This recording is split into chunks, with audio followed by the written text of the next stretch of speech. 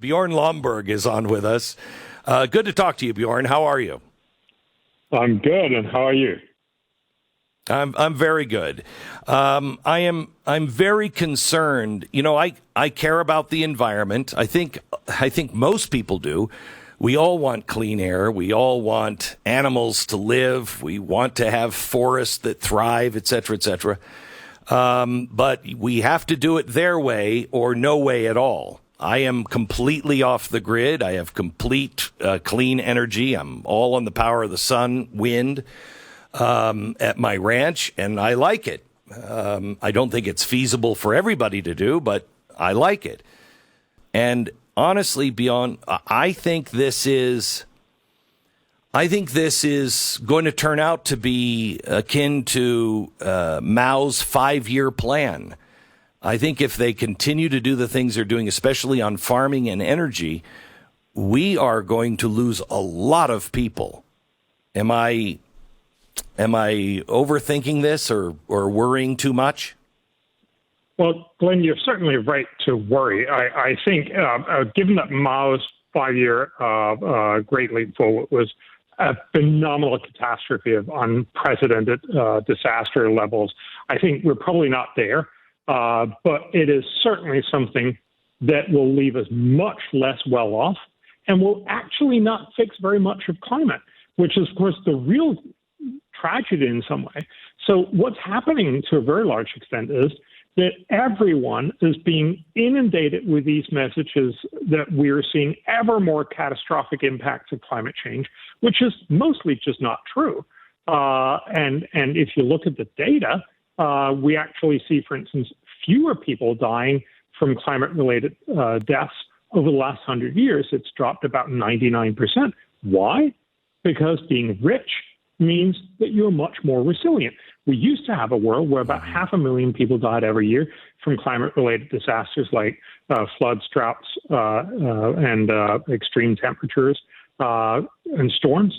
And today, that number, so last year, it was less than 7,000 people dying. And of course, at the same time, we're many more people on the planet.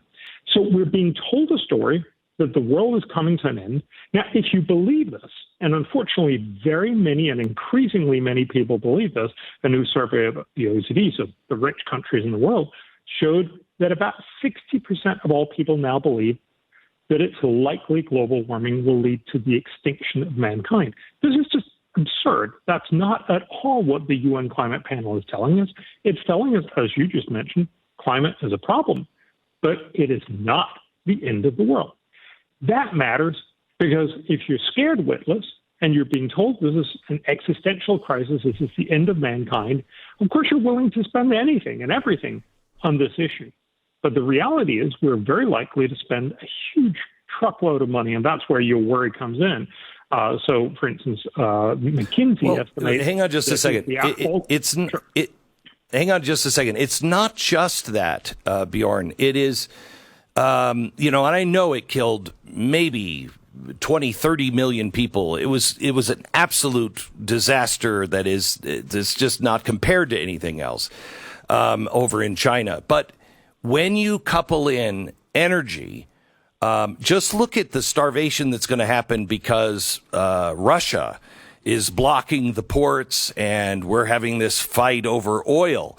Then on top of it, when you don't have the fertilizer, that fertilizer is responsible for crops that yield about 30% more.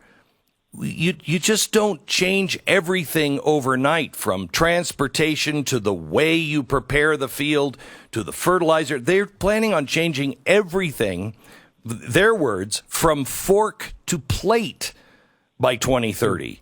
That just sounds like something that globally could cause millions of people to die. And you're probably right if they actually got it the way they wanted. But of course, remember, they're not Mao. They can't actually run the entire world, although I'm sure they would love to. So the reality is that most countries are going to resist this very strongly. So one country, as you mentioned, is Sri Lanka, that actually went organic overnight and essentially got rid of all synthetic fertilizer.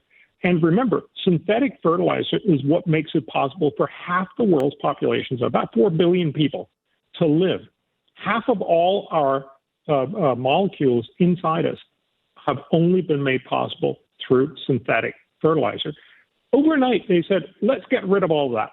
And, it was not rocket science to predict that this would actually lead to pretty much all the bad things that you can think about. So, fundamentally, food production collapsed and the currency is defaulted, and you've seen the outcomes.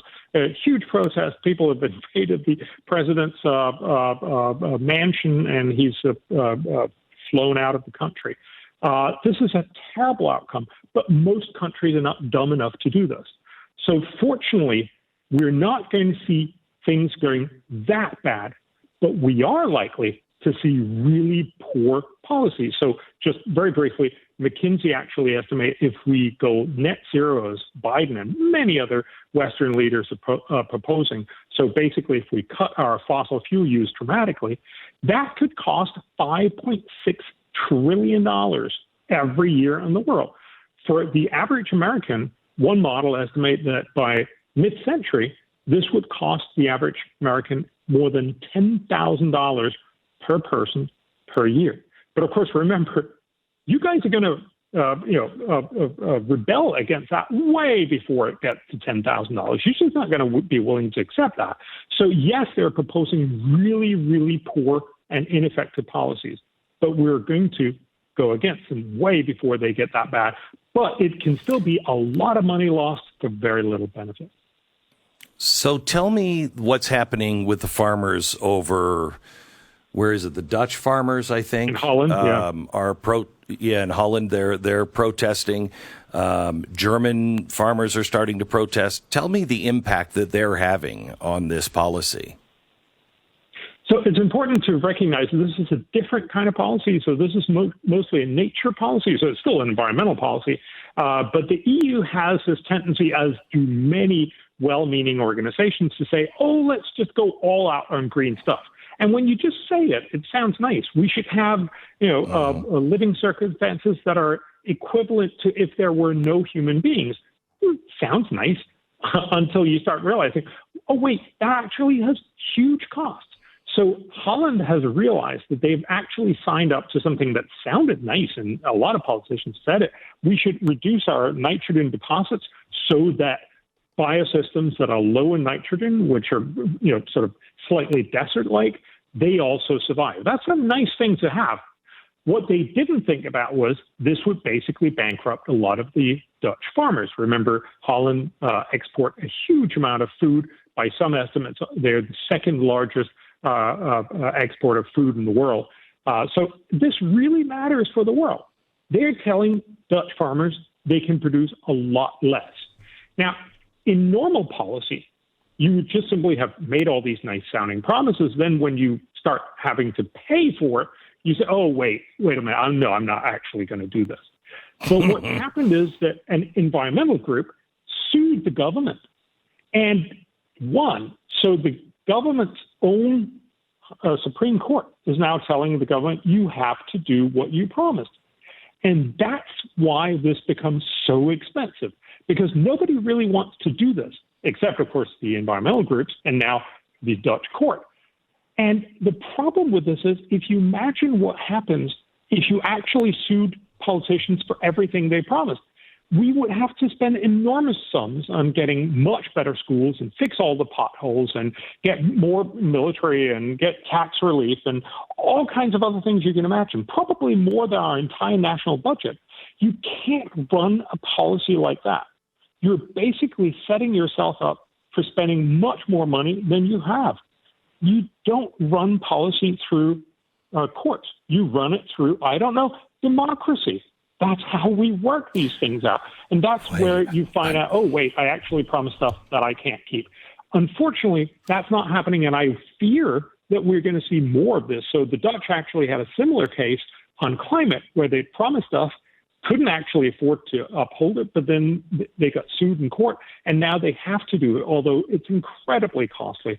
And likewise, although the Paris Agreement is not binding, the U.S. has not ratified it, it's not implausible to imagine that sooner or later people will sue in American courts and possibly win because Biden has said we should do Paris. And then you suddenly have this $10,000 per year per American cost that nobody actually wants to support. And that is how revolutions are born. So yeah, that's a frightening thing in and of itself.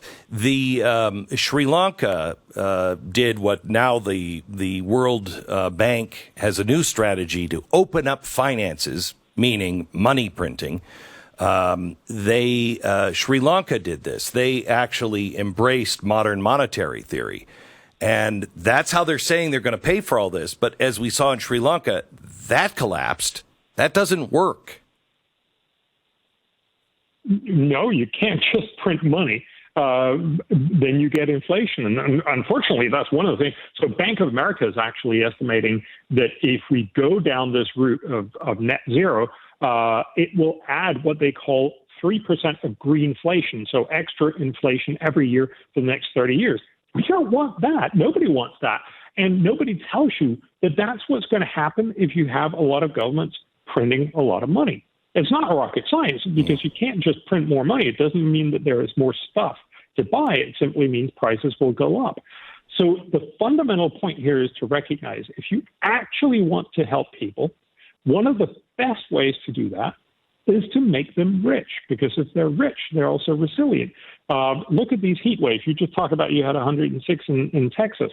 Why does this not kill everyone in Texas? Oh, because you have air conditioning. It's not like we haven't figured out how we avoid most of the problems with heat. Now, remember, heat waves is still dangerous, and you should absolutely, drink cold water and get into air-conditioned rooms and maybe buy those Johns that you were advertising earlier. But what you absolutely should not do is try to say, let's change the entire global economy's fundamental engine in order to make it slightly less hot. That's not how you do that. Because remember, Bjorn Lomborg, the author of False Alarm. I'm sorry, I've got to go. We have a network break, and they're screaming at me in my ear. President of Copenhagen Consensus Center, Bjorn, thank you so much for all that you do and being a voice of reason on this topic. God bless. Thank you. Thank you.